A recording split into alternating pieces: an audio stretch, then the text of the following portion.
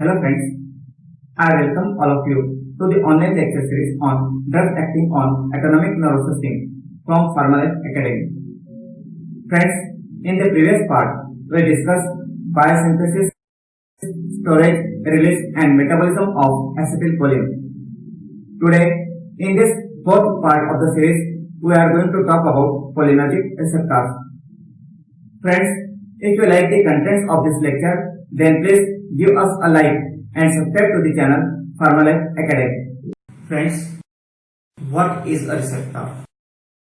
A receptor is a protein component of a cell that interacts with a chemical like neurotransmitter or hormone or agonist and initiates the process of observed effects of the chemical. The observed effect of acetylcholine on skeletal muscle is contraction. How does this happen? Suppose this is a neuromuscular junction.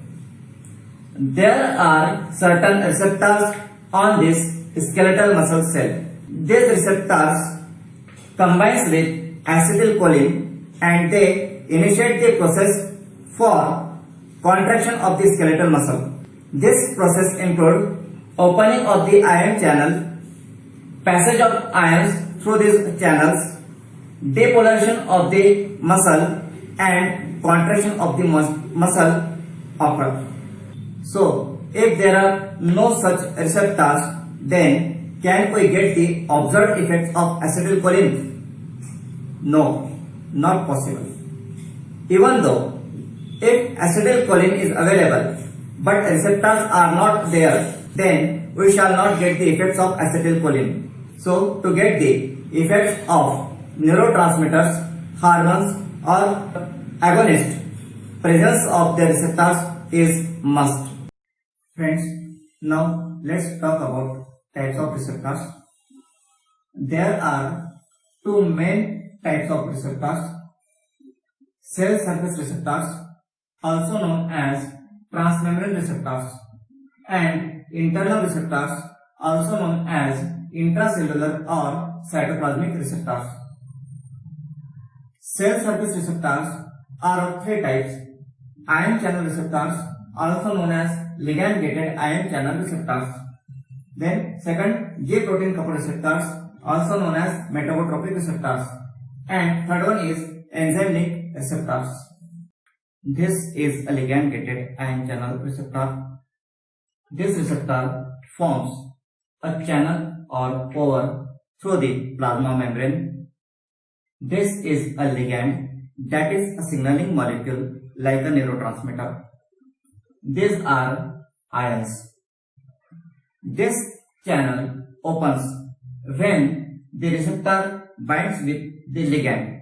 The open channel then allows ions to flow into or out of the cell.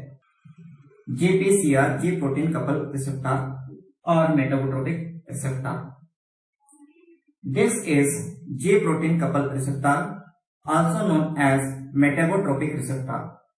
This receptor crosses the plasma membrane 7 times.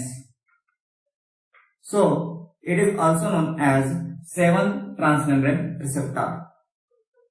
This is ligand. This receptor, upon binding with the ligand, activates G protein on the interior surface of the plasma membrane. This active G protein then activates enzymes which produce chemical messengers such as cyclic AMP. Enzyme-linked receptors, these are enzymes themselves or directly activate associates enzymes.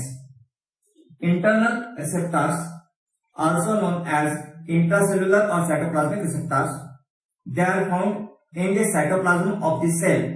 They are activated by cell permeant or lipophilic signaling molecules. Friends, now let's talk about cholinergic receptors. Cholinergic receptors are the receptors on the surface of cells that get activated when they bind to acetylcholine. These receptors are also known as acetylcholine receptors.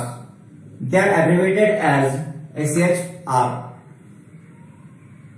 These receptors are found in central nervous system and peripheral nervous system. In central nervous system, acetylcholine plays a significant role in memory, arousal and analgesia through its receptors. In peripheral nervous system, acetylcholine controls skeletal muscle and smooth muscle contraction, exocrine glands function, micturition, GI motility, etc.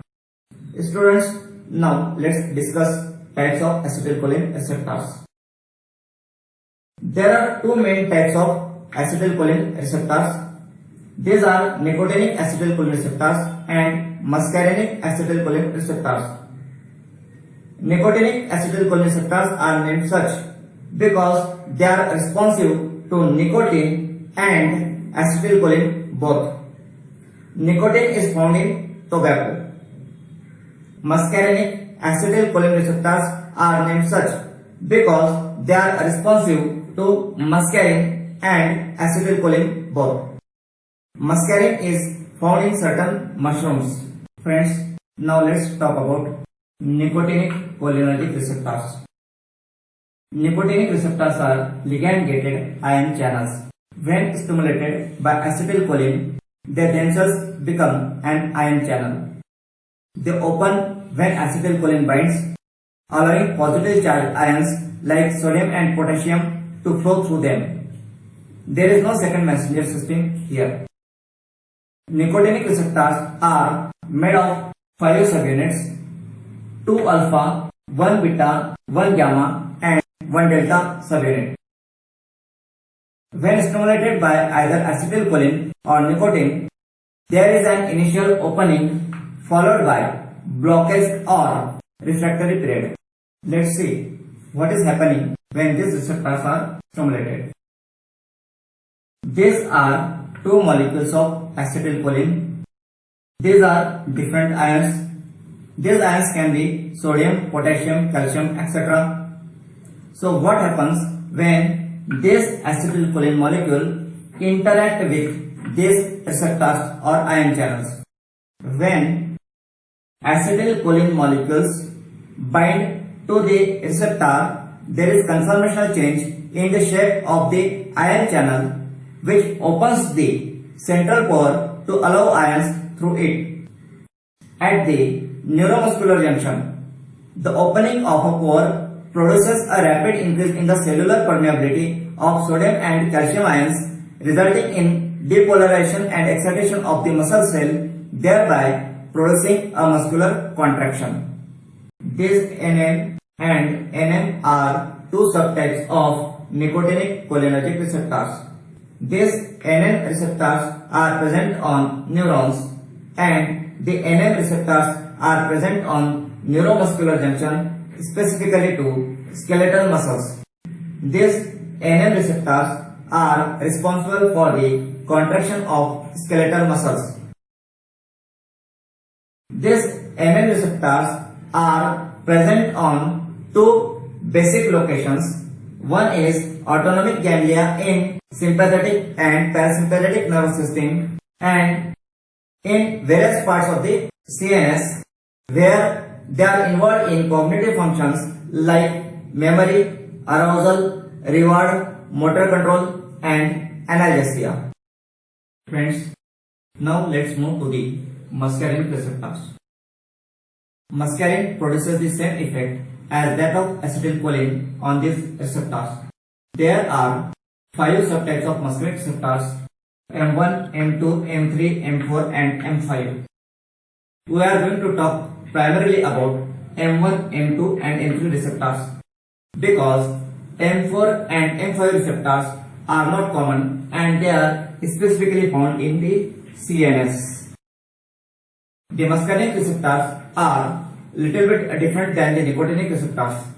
Muscarinic receptors are primarily referred to as G-protein coupled receptors. They use a second messenger system to propagate the signal.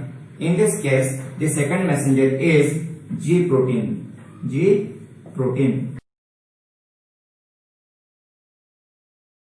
I am not going to describe G proteins in detail here. There will be a separate lecture for that. M1 receptor is going to cause positive effect. It stimulates the target organ. M2 is going to cause negative effect. It inhibits the target organ. M3 and M5 are positive and M4 is negative. Thus, M1, M3 and M5 are positive and M2 and M4 are negative. All of these positive receptors M1, M3 and M5 are GQ protein coupled receptors, and the negative muscarinic receptors M2 and M4 are GI, that is G inhibitory protein coupled receptors. M1, M3 and M5 receptors cause the activation of the enzyme phospholipase C, which generates two secondary messengers IP3 and DAG. IP3 is inositol triphosphate and DAG is diacylglycerol. These two lead to an increase in intracellular calcium, while M2 and M4 receptors inhibit the enzyme adenylate cyclase, thereby decreasing the production of cyclic AMP. The activation of M2 receptors in the heart is important for closing calcium channel that reduce the force and rate of contraction of the heart muscles. Now let's see the locations of these receptors. M4 and M5 can only be found in CNS. They play a role in memory, arousal and analgesia. M1 is generally found in two specific locations. One is CNS, where they are involved in memory, arousal and analgesia, and the second location is parietal cells, that is gastric glands. So they are involved in gastric acid secretion. M2 receptor is mainly found at two different locations. One is heart and second one is presynaptic membrane of cholinergic nerve. In the heart, it is present on SA node, AV node and bundle of His. It increases the parasympathetic effects on heart, and there will be decrease in chronotropy, inotropy and dromotropy of the heart. Chronotropy is the heart rate, inotropy is the force of contraction of the heart muscles, and dromotropy is the electrical conduction within the heart. At presynaptic membrane, it inhibits the further release of acetylcholine. M3 receptor is more common and found at multiple locations, such as on the smooth muscles of GI tract, smooth muscles of bronchi, nearly all of the endocrine glands, urinary bladders, ciliary muscles and pupil of the eye, etc.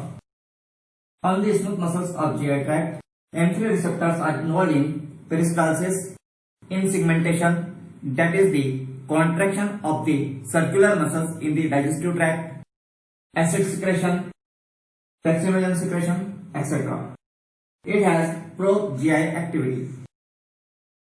On the smooth muscles of bronchi, M3 receptors causes bronchoconstriction. They are present in exocrine glands such as salivary glands, lacrimal glands, gastric glands, pancreatic glands, etc. Here in urinary bladder, it specifically causes bladder contraction and helps in urination. It is present on ciliary muscles and pupil of the eye and causes increase in eye accommodation. M3 receptor increase classic parasympathetic effects such as increase in bronchoconstriction and increase in endocrine and exocrine secretions. So that's the rest and digest of parasympathetic system. The muscarinic receptors, being G protein coupled receptors, mediate a slow metabolic response via second messenger cascades, while the nicotinic type are ligand-gated ion channels that mediate a fast synaptic transmission of the neurotransmitter. Friends, In this fourth part of the online lecture series on drugs acting on ANS, we studied nicotinic and muscarinic cholinergic receptors. In the next lecture, we shall study cholinergic or parasympathomimetic drugs. Friends, if you like the contents of this video lecture, then please give us a like and subscribe to the channel Pharmalife Academy. Friends, thank you very much for watching this lecture.